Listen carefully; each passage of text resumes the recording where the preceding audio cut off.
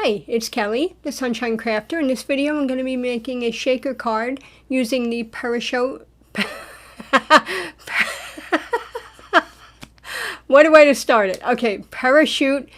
I have a problem saying that for some reason. Purrachute Stamp Die set. It's the cutest thing ever. And the nested heart dies and the layered heart stencils. And I'm going to be using the stencil to create clouds. Stick with me, you'll see how. And the rainbow Sugarshock. There's a lot of tongue twisters in this video. Okay, bear with me, guys. We'll get through it here. Okay, so to start off, I'm going to be using Memento Tuxedo Black Ink. That's my favorite for Copic coloring. And I'm going to be stamping down on some Neenah 80-pound cardstock. I'm going to speed it up because it's pretty basic stuff. And I'm using a mini Misty, a regular Misty for that. I apologize. And then the next thing I'm going to be doing is just some really super duper easy coloring with Copics. Nothing fancy, no fancy shading, just laying down color. I have some kitties and I didn't want to play favorites, so I just kind of went with the gray. And because I knew I wanted my parachute, to be rainbow to match with the embellishments inside my shaker. So I wanted the kitty to be neutral. It was either going to be brown or gray, so I decided to go with gray because black and gray are similar and they look good with rainbow colors. I'm not doing any shading here. I'm just putting down my Roy G. Biv and my little parachute here, and then a little bit of purple, and I laid down I think it was C2 or C0, I forget, C0 on the background of my parachute. And I just had a little pink for the rosy cheeks.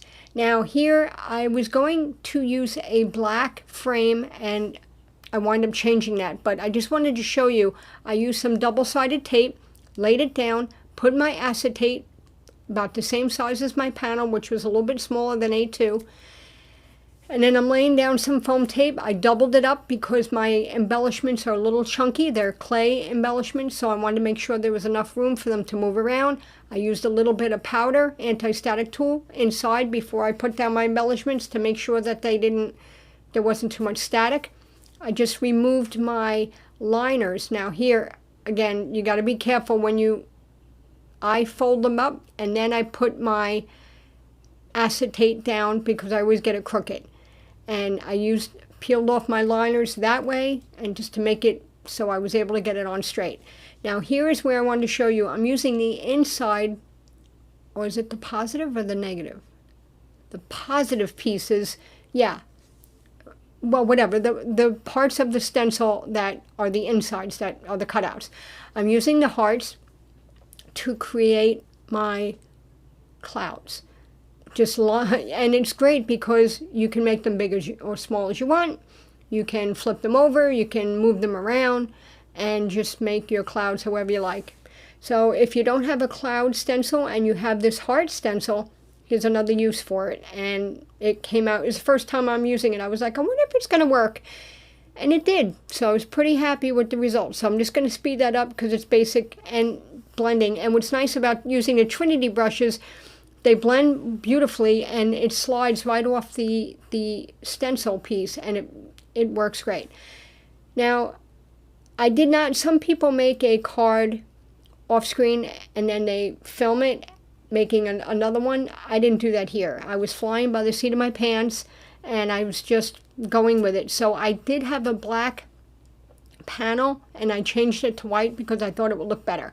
And then I went ahead and used the Trinity brush again with the heart and added some more clouds on that white outside panel. I just layered it right on top of the black because I just thought it looked better.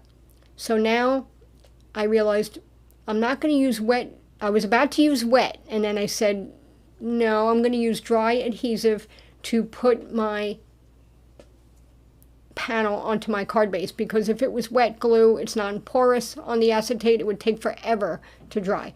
So I used dry adhesive, and then I put a piece of heart cardstock in the middle, and I blended around the outside just to make the heart pop out a little bit more.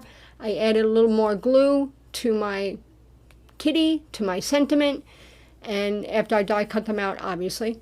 And I just added some embellishments that match the insides of my shaker. Just added it around the outside of my card. And I also added some holographic rainbow, hold on, the gems I used are called Rainbow Reflection. They're rhinestone mix and they're beautiful.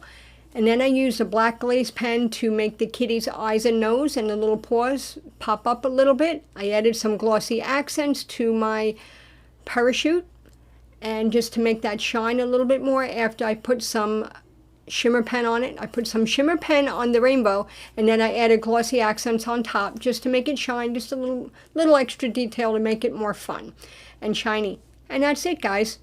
I hope you like this shaker, and if you get a chance, maybe like and subscribe if you like this video. I'd appreciate it. And if you get a chance, check out Trinity Stamps design team and Facebook group for more inspiration.